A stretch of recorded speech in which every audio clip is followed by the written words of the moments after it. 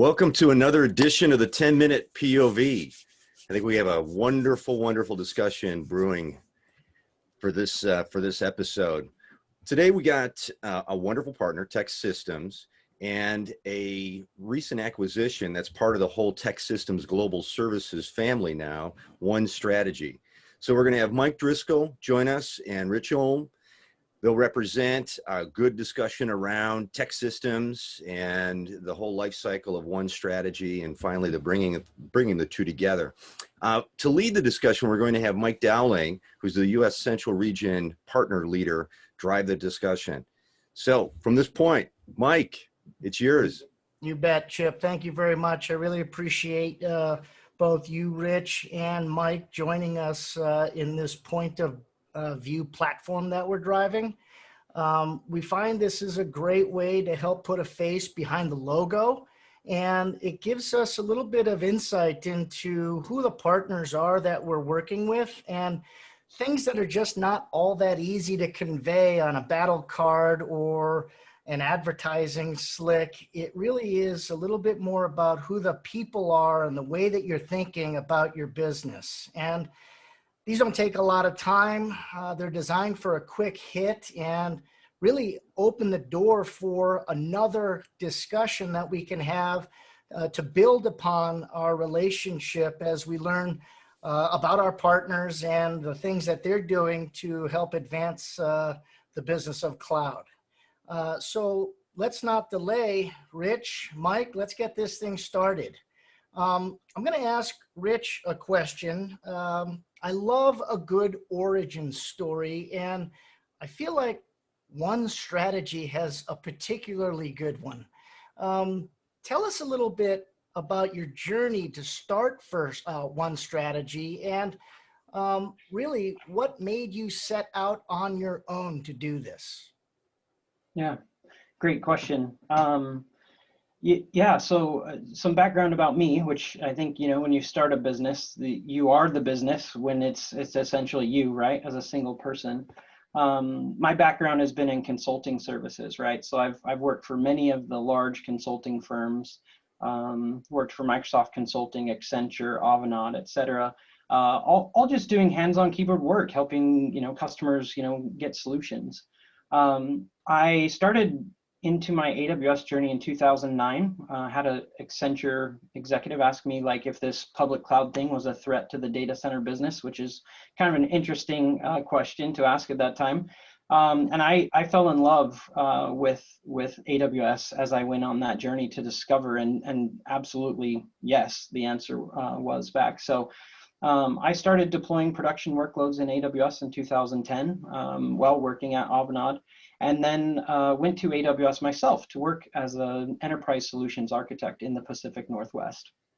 And loved it, loved my time with AWS. And if I wasn't doing what I'm doing now, I'd still be there doing that kind of work. But what I saw was customers came to me and were asking me for consulting help, right? They wanted some hands-on keyboard help. And as an SA, there's this line I couldn't cross of, getting in and helping them, solve those problems. So I said, I don't know. Let me go do some investigation, find out. I went and asked the partner team, which was much smaller then, who the partners were that I should consider, referring to my customer. And as a technologist and a techie, I did not just take their word and be like, here's the list of, that I was given. I sat down and interviewed each and every one of them and started asking questions like, tell me about your cloud practice. Let me talk to your principal architects, And so I started that process. And what I found was not awesome. I found a lot of companies that were just trying to figure out the cloud, let alone be able to, consult and help customers with that. And so I finished that research. I went back to my customer and said, hey, I don't really have a good answer for you. And that was the end of 2014, right? So my first year at AWS, that was kind of one of the questions that sat on my mind. In early 2015, I went to,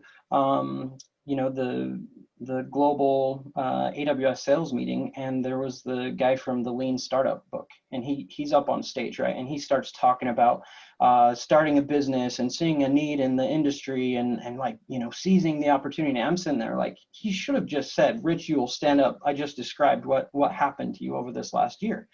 And I couldn't deny that. And so I couldn't get it off of my mind, and started, the process. And I wrote a 6-pager, right? I wrote an Amazon 6-pager because that's what you do when you're at Amazon. And I put together the business plan. I actually took a week of vacation, flew to Utah, where I knew a bunch of executives, started interviewing people. Would you use our services? What are the challenges? I did my homework. And then I scheduled a meeting with the AWS executive leadership, including some of the sellers, and said, here's my idea. What do you guys think? And I was honestly terrified, to be honest. Like, I thought they were going to be like, this is a horrible idea. And fortunately and unfortunately, they said, hey, this is awesome. What do you need from us? What help and support do you need? And I just continued to get that over and over again. And so over the next, 4 or 5 months, I had made the decision, communicated with all my leadership, hired, trained my replacement, transitioned my accounts. And July 10th, July 10th, I walked out the doors of Amazon Kumo. Wow. And I walked back in those doors, turned in my badge, right, on Friday. And I walked back in those doors on Tuesday with a customer in an EBC for an Azure Compete opportunity, who now spends, millions of dollars on AWS and services. And that was the beginning, right? Like, that was the beginning of my 1Strategy journey. So see if you have any clarifying questions. What's amazing to me is, what you've done is first identified a need. You had this compelling desire to do something. Something was driving you, scared the hell out of you, and you still did it. And you basically created an organization, a company that from the get-go was cloud native. And how long did you drive that business in that capacity? Yeah. So still to this day, I drive our business in a cloud native fashion. It's been 5 years now. It's been over 5 years. Honestly, the time has gone by so slow and so fast all at the same time. I don't know how else to describe it. And starting a business, for anyone that has done that and anyone who hasn't, your weaknesses are amplified and your strengths are amplified, right? So if you, all of the stressors that you could possibly imagine just get piled on top of you. And so I leveraged my strengths. I hired people to mitigate my weaknesses and just, dove into the whole process of that starting a business. And my background is not that, right? I told you, technology consultant, right? Business is not that side. But I took what I knew from my consulting experience and I tried to implement that in my business. And not just the technology side of being cloud native is what's impressive, but the way that I did that, right? I worked for Accenture and these big companies, and I flew all over the world. I was rarely home, right? And so I wanted our consultants to be at home at night with their families. And so I structured our company to be able to do that, and found that as such an important piece, right? Because not only do I want to do great work, I want our people to love the work they do. I want them to have, enriching lives and not make the same, I don't know if mistakes is the right word, but not have to learn the same lessons I did the same way, but to have somebody help them. I wish somebody had done that for me. Well, it's incredible insight into how you built your business. And you've touched on a couple of things that are really important. First and foremost are people. And so you've got a spotlight on your people. And then the other thing is the actual business itself. And you've been doing this now for 5 years. You take a cloud native approach, and then next thing you know, you're looking at TEKsystems to become part of that process. That's an evolution of what you've created. How did you decide to join forces with TEKsystems, and what does that mean for the evolution of both 1Strategy's strategy and TEKsystems? What does that look like? Yeah, great question. So I never wanted to settle or stop myself from progression, right? And so there came this point where I had experience with previous partners. I knew that culture was the biggest and most important thing. And so I started interviewing, and people had been pursuing me from the very beginning of like, hey, we want you to come be a part of what we're doing, right? And I really kind of made that decision to start doing that. And in 2019 and 2018, I started looking for partners. And this was more than a year, actually. So it took me a year to go from the point of where I first started talking to partners, including TEKsystems. And there was 10 of them that I went through. And I vetted their culture. I started, I don't want to say this, but I kind of was like stalking people, asking people about the company, like, tell me about what it's like to work here. And I did that whole process, and I got that list narrowed down, and TEKsystems just continued to get to the top. And what was interesting was everything I had vetted about the culture. Now having been a part of it, I actually told them, I was like, you undersold me, to be honest with you. Like, you guys have an incredible culture. But part of that process, I went and I pitched 1Strategy and our capabilities to TEKsystems. And that happened in December. I want to say it was December 10th, actually. And I sat down and I walked into this room with the leadership and executives of TEKsystems and the TEKsystems Global Services. And sitting across the table from me, kitty corner, I can remember it still vividly, is Mike Driscoll, right? And he's sitting across the corner from me. And he's one of those people that I had stalked. I was asking people, I was like, tell me about Mike Driscoll, tell me about, and so I knew a lot of the same people. And so, that's where it became, I was sharing what I had, and TEKsystems was looking for what we had. And I'll let Mike jump in and kind of share what he saw from that perspective and how we came together. Yeah, thanks, Rich. I appreciate the opportunity to talk about how we work together and why we're better together, right? I think it's clear that Rich has passion, right? And I think his leadership team and the overall talent and culture of 1Strategy is critical to our strategy and our growth model going forward. And of course, there was, the due diligence perspective, proving fundamental health from a business perspective. We were immediately impressed with 1Strategy's clear strength in AWS skills and capabilities, the reputation, the relationships.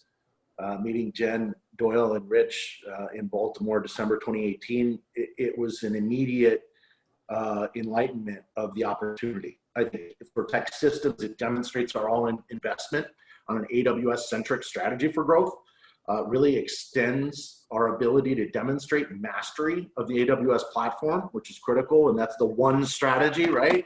Yeah. Expands our ability to serve more customers, more segments, more verticals. And like Rich said, I felt like we've been aligned for a long time in our careers and our lives. And we're both so deeply focused on doing something great for the people around us. It just was quickly evident to me that it was a great combination and opportunity to grow something fantastic together. So Mike, for the listeners that might not necessarily know the legacy of TEKsystems, how long have you guys been around, and really what is the difference between what TEKsystems has been known for and what 1Strategy now brings to the table? Yeah, thanks, Mike. I think it's a wonderful synergy that we have at a foundational level and a complementary aspect as it relates to our legacy talent services organization and the cloud native approach that 1Strategy's had in place for the last 5 years. So going all the way back to the beginning, Aerotech started in 1983 with two cousins, Steve Busciotti and Jim Davis in Baltimore, Maryland. They recognized a need in the market, much like Rich did before founding 1Strategy. And their orientation was around great service quality and relationships and differentiated sales accountability and a strong culture. And those things remain to this day. So in '94, TEKsystems was founded.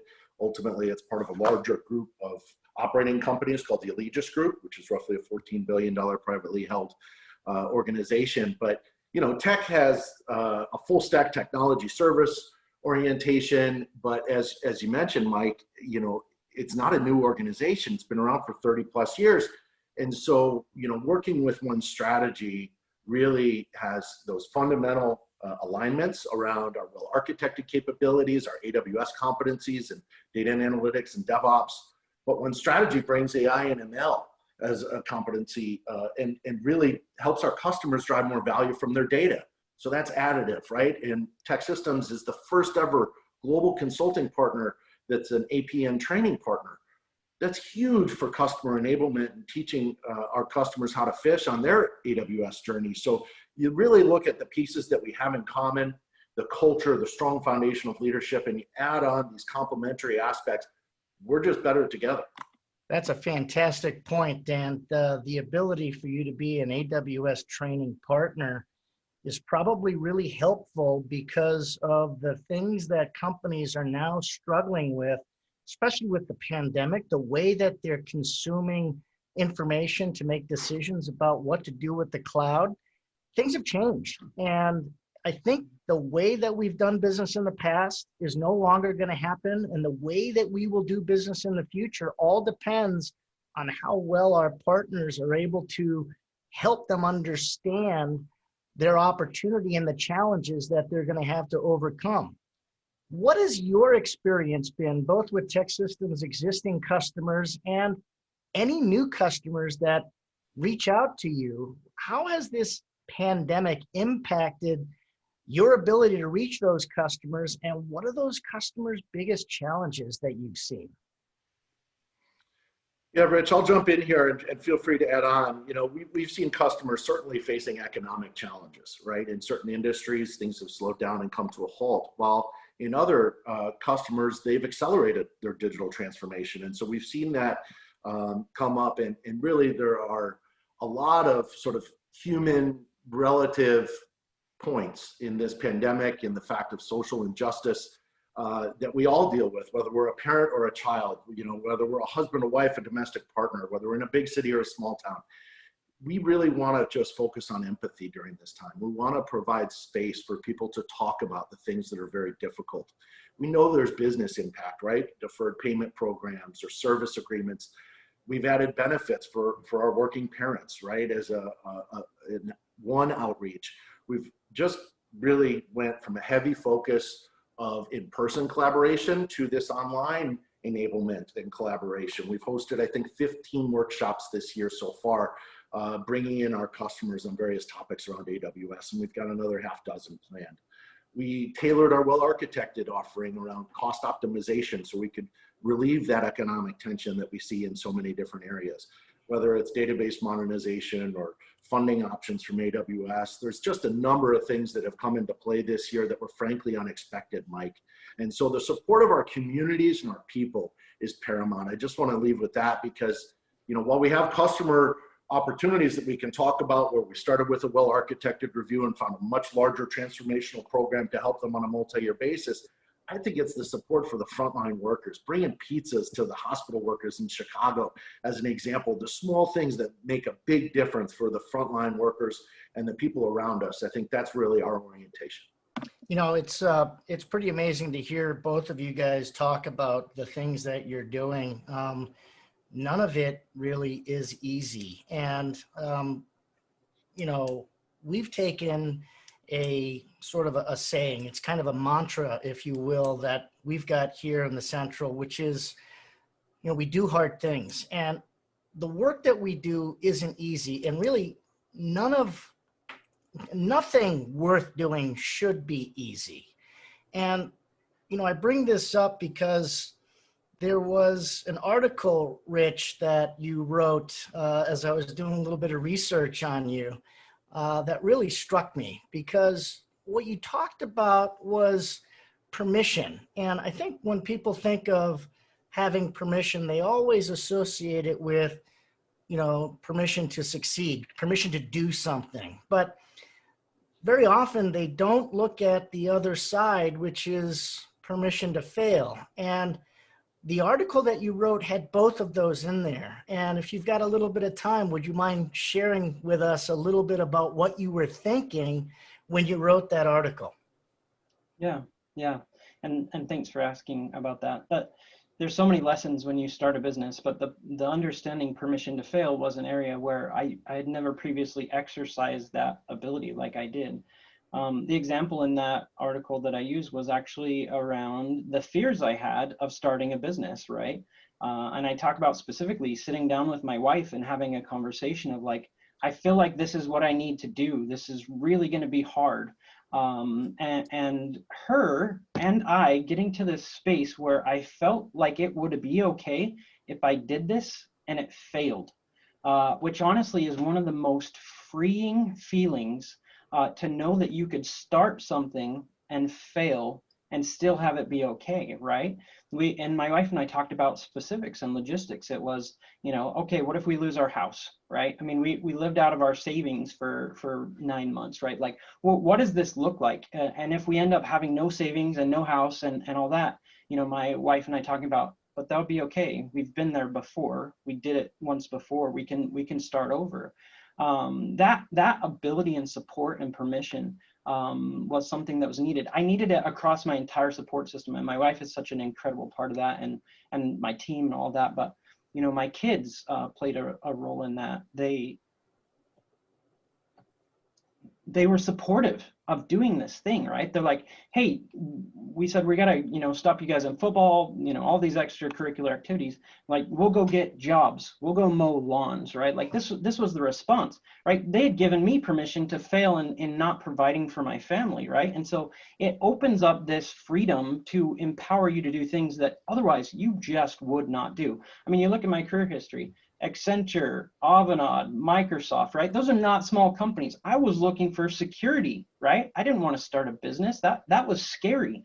That's risky. And so that permission to fail has been one of the most enabling things for me in my life, and especially in business, right?